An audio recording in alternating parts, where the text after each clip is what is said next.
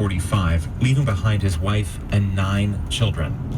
In normal times, his widow Rondell would have been able to visit a Social Security office to apply for benefits. Often everything would get sorted out with just one appointment. But almost 2 years into the pandemic, Social Security offices are still closed for everything except emergency appointments. And so COVID widows are fighting to access the benefits they're entitled to. Chabeli Carazana is the economy reporter for the 19th, and she's written about these hurdles. Welcome to All Things Considered. Thank you so much. Many services figured out how to do this remotely, whether we're talking about remote schooling or telemedicine. What is the experience like applying for Social Security death benefits with those offices closed? Well, for almost every benefit that you would need to interact with Social Security, you need to either go in person or do it through the phone. The only thing that you can apply for online is retirement.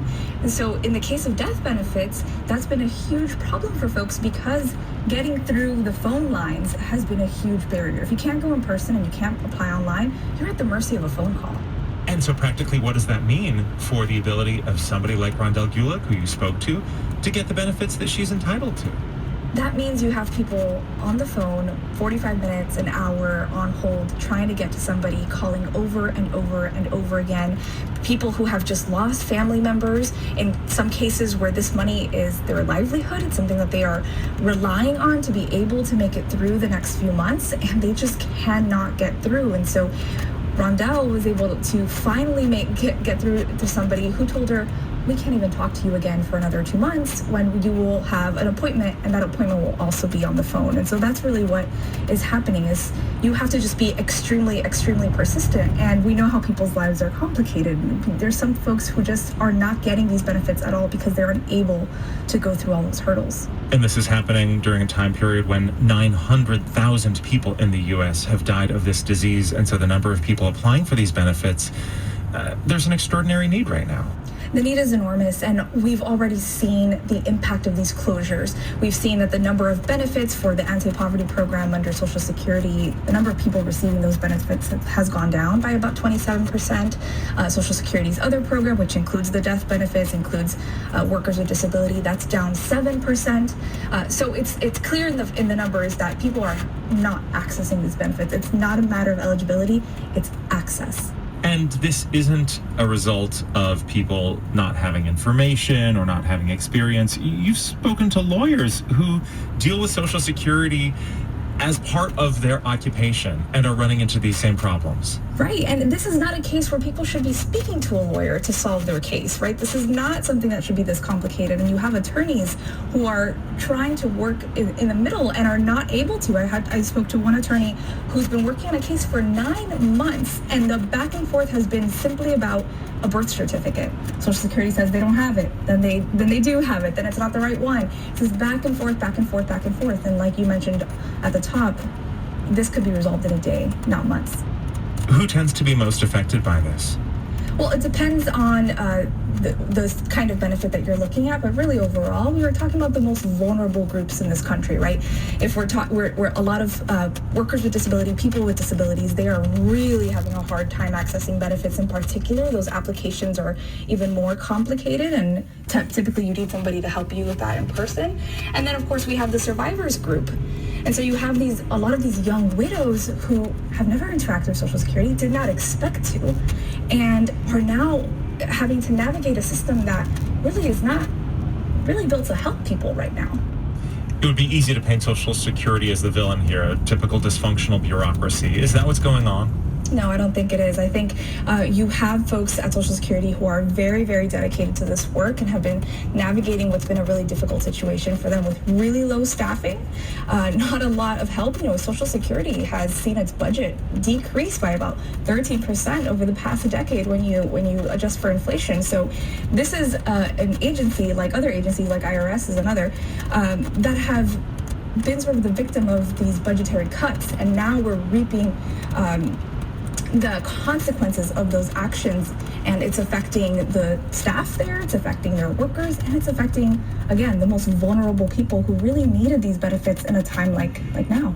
If Social Security offices do open next month as scheduled, there's going to be a huge backlog. So what happens then? That's the big question now, right? We know that there are people who did not apply at all this year because of these hurdles that we talked about.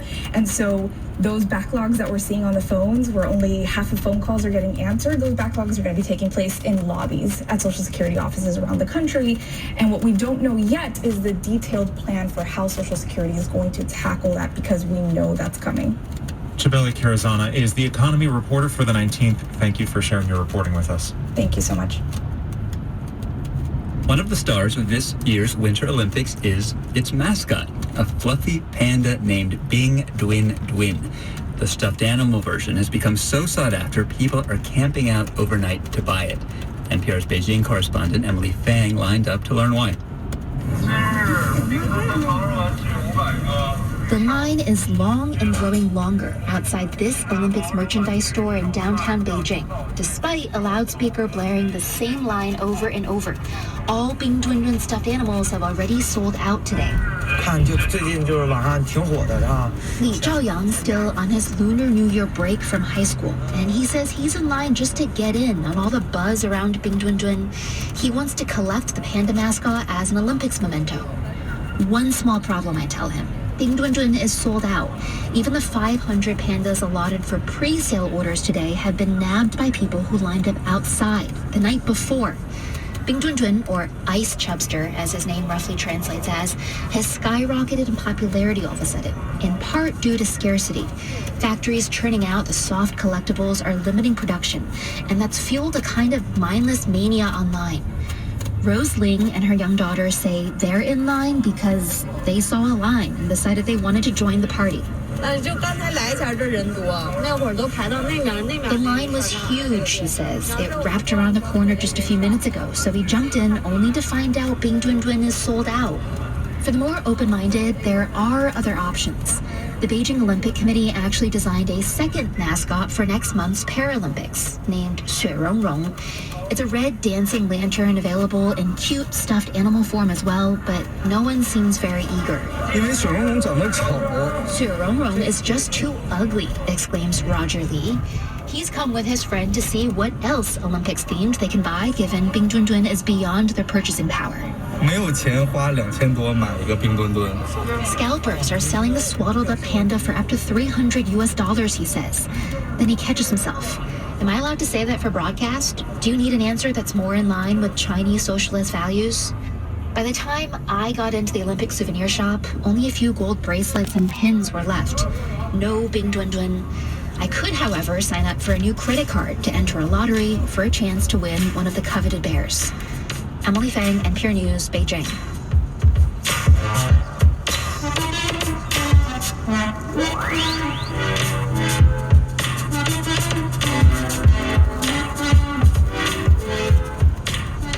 This is NPR News.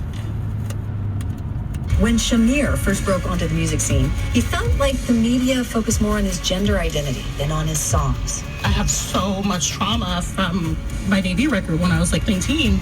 Now he's addressing those feelings on a new album. Being able to take something that I feel very alone in and to turn it into something that can resonate with anyone, it helps me. On the next morning edition from NPR News. Listen tomorrow morning from 5 to 9 here on WAMU 88.5. Support for WAMU comes from Chevron, whose El Segundo refinery is looking to turn plant-based oil into renewable gasoline, jet, and diesel fuels, because it's only human to want to power a better future. More at chevron.com/lower carbon.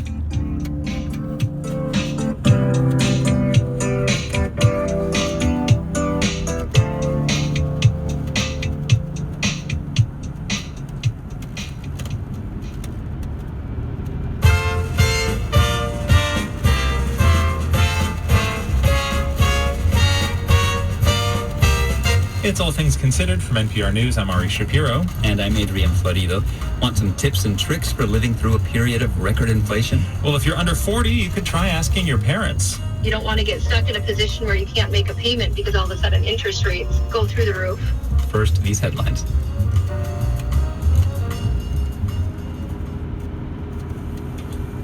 Live from NPR News, I'm Dwayne Brown.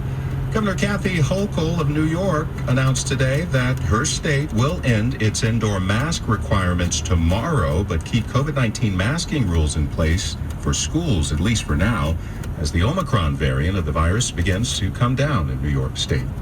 We want to make sure that every business knows this is your prerogative.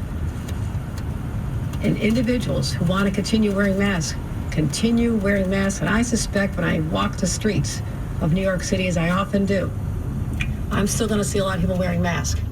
Governor Hochul says she wants to see vaccination rates for children increase before she gets rid of a state requirement for masks in schools. New York is among several states planning to lift mask requirements.